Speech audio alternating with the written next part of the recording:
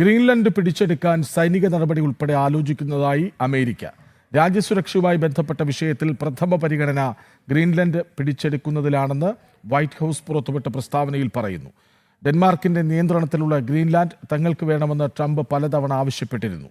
വിഷയത്തിൽ യൂറോപ്യൻ രാജ്യങ്ങൾ ഡെൻമാർക്കിന് ഉറച്ച പിന്തുണ പ്രഖ്യാപിച്ചതിന് പിന്നാലെയാണ് വൈറ്റ് ഹൗസിന്റെ വിശദീകരണം. വിവരങ്ങളുമായി ഐസൻ ജോസ് ഒപ്പം ചേരുന്നു. ഐസൻ, ഇപ്പോൾ ഈ വെനസ്വേലയുമായുള്ള തർക്കങ്ങൾക്ക് കാരണമുണ്ട്. അതിലൊരു സുപ്രധാന കാരണമായി പറയുന്നത് ഈ വെനസ്വേലയിലെ മയക്കുമരുന്ന് മാഫിയകൾ അമേരിക്കയിൽ പിടിമുറുക്കുന്നു എന്ന ഒരു കാരണം. ഓക്കെ, പക്ഷേ എന്തുകൊണ്ട് ഗ്രീൻലാൻഡ്? ഇവർ ലക്ഷ്യമിടുന്നതിൻ്റെ കാരണം ഒരു സൈനികപരമായ തന്ത്രപ്രധാനമായ ഒരിടം എന്ന നിലയിലാണ്. മാത്രമല്ല, ഗ്രീൻലാൻഡിനെ സംബന്ധിച്ചിടത്തോളം ആ രാജ്യത്തിൻ്റെ ഭരണം നടക്കുന്നത് ഡെൻമാർക്കിൻ്റെ ഒരു സെമി ഓട്ടോണമസ് ടെറിട്ടറി എന്ന രീതിയിലൊക്കെയാണ്. ഡെൻമാർക്കിൻ്റെ ഒരു നിയന്ത്രണം പോലെ തന്നെ നമുക്ക് മനസ്സിലാക്കാൻ സാധിക്കുന്ന ഒരു സംവിധാനമാണ്. അത് ഈ സെമി ഓട്ടോണമസ് സംവിധാനത്തോടെ പ്രവർത്തിക്കുന്ന ഒരു രാജ്യമായതുകൊണ്ട് തന്നെ, അല്ലെങ്കിൽ ആ പ്രദേശം തങ്ങളുടെ അധീനതയിലാക്കേണ്ടത് തങ്ങളുടെ മിലിറ്ററി നിലനിൽപ്പിന് അനിവാര്യമാണ് എന്നൊരു നിലപാട് ട്രംപ് നേരത്തെ തന്നെ പ്രഖ്യാപിക്കുകയും അതിന് ഗ്രീൻലാൻഡിനോട് തങ്ങളോടൊപ്പം ചേരണമെന്ന ആവശ്യം മുന്നോട്ട് വയ്ക്കുക. അത്തരത്തിലുള്ള നിരവധിയായ ചില നീക്കങ്ങളൊക്കെ കാലങ്ങളായി നടന്നിരുന്നു. ഇതിന് പിന്നാലെയാണ് യൂറോപ്യൻ യൂണിയൻ രാജ്യങ്ങളെല്ലാം തന്നെ വളരെ കൃത്യമായ ചില നിലപാട് സ്വീകരിക്കുകയും അത്തരം അധിനിവേശങ്ങൾക്കെതിരാണ് എന്ന് കൃത്യമായി പറയുകയും ചെയ്തത്.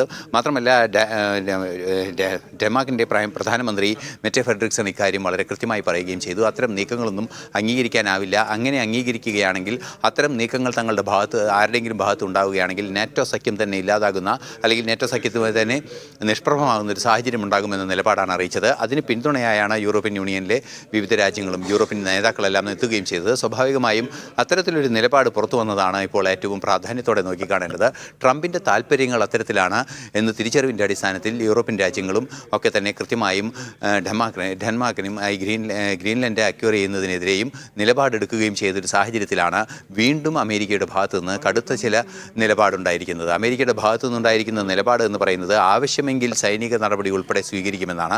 നേരത്തെ വെനിസ്വേലയിൽ നടന്നതുപോലെ ഒരു നീക്കം അവിടെയും നടക്കാനുള്ള സാധ്യത തള്ളിക്കളയാനാവില്ല. അത്തരത്തിലൊരു നീക്കം നടക്കുകയാണെങ്കിൽ അമേരിക്കയ്ക്ക് വീണ്ടും തങ്ങളുടെ സൈനിക ആധിപത്യം നിലനിർത്തുന്നതിനുള്ള സാഹചര്യം ഒരുക്കാനൊക്കെ പറ്റുമെന്ന ഒരു യാഥാർത്ഥ്യം കൂടി നിലനിൽക്കുന്നുണ്ട്. ഈ ഒരു പശ്ചാത്തലത്തിലാണ് വലിയ തോതിലുള്ള ഇത്തരത്തിലുള്ള നീക്കങ്ങൾക്കെതിരെ വലിയൊരു ലോക സഖ്യങ്ങളെല്ലാം തന്നെ കൃത്യമായി നിലപാട് സ്വീകരിച്ച് മുന്നോട്ട് വരികയും ചെയ്തത്.